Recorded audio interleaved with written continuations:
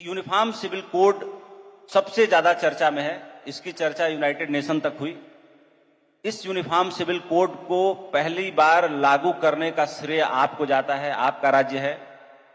आपके सामने कितनी चुनौती रही, यहां तक कि आपकी सुरक्षा को भी बढ़ाना पड़ा भारत सरकार को, और एक तरह से राजनीतिक रूप से डिफेम करने की भी आपको कोशिश की गई, लेकिन आपने मजबूत इरादे के साथ अपने नेतृत्व की मंशा भांपते हुए सबसे पहले आपने यूनिफॉर्म सिविल कोड लागू किया। और लागू करने के बाद राज्य में एक आध दो छिटपुट चीजें हुई, लेकिन आपने उसको बहुत अच्छे से हैंडल किया। कितनी चुनौती रही?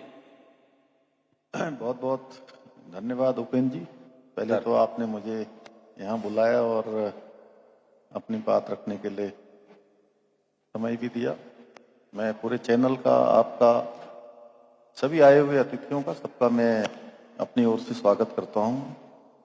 और आपने जैसा पूछा यूनिफॉर्म सिविल कोड, ये यूनिफॉर्म सिविल कोड हमारी पार्टी का देश की आज़ादी के बाद से लगातार ये संकल्प था कि देश के अंदर यूनिफॉर्म सिविल कोड होना चाहिए।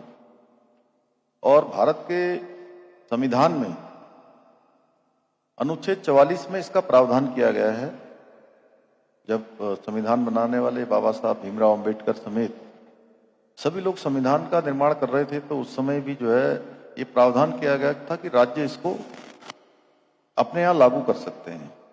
और हमने 2022 में उत्तराखंड विधानसभा का जो आम चुनाव था, उस आम चुनाव में हमारे प्रधानमंत्री आदरणीय मोदी जी के नेतृत्व में, मार्गदर्शन में हम उत्तराखंड के चुनाव में गए और उत्तराखंड की देवतुल्य जनता के सामने हमने ये अपना संकल्प रखा कि नई सरकार के गठन होते ही हम सबसे पहले एक निर्णय लेंगे, और वो होगा यूनिफॉर्म सिविल कोड को हम लाने के लिए कार्रवाई शुरू करेंगे। और हमने पहला निर्णय जनता से किए हुए वायदे के मुताबिक किया। उसके लिए कमेटी बनाई। कमेटी ने 2,000 लोगों के 2,35,000 लोगों से संवाद किया, किसी न किसी रूप में, पत्रों के माध्यम से सुझाव लिए, स्टेक होल्डर से, अन्य जगह पर, विभिन्न स्थानों पर हमारे जो संगठन चलते हैं, धार्मिक संगठन है, ट्राइबल्स के लोग हैं, उन सबसे बात करने के बाद ड्राफ्ट बना। कमेटी ने ड्राफ्ट बनाकर हमको दिया और हमने सबकी जो भावना थी, सबकी जो बातें थी, सुझाव थे, उसके हम लोग विधानसभा में विधेयक लेकर आए और विधेयक हमने पारित किया।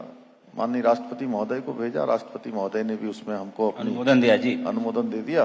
तो मैं इसका जो सच बताऊं तो ये यूनिफॉर्म सिविल कोड देवभूमि उत्तराखंड में देश की आजादी के बाद लाने का जो श्रेय उत्तराखंड राज्य को मिला है, उसका असली श्रेय के हकदार हमारे उत्तराखंड की देवतुल्य जनता है, जिन्होंने उत्तराखंड राज्य के इतिहास में एक मिथक था, यहाँ परिपाटी थी कि हर बार चुनाव होता है 5 साल में और सरकार बदल जाती है।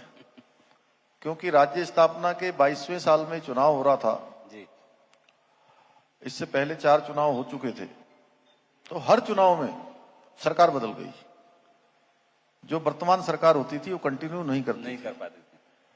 पहली बार देवभूमि उत्तराखंड की देवतुल्य जनता ने एक मिथक तोड़ा, एक परिपाटी बदली और एक नया इतिहास बना दिया।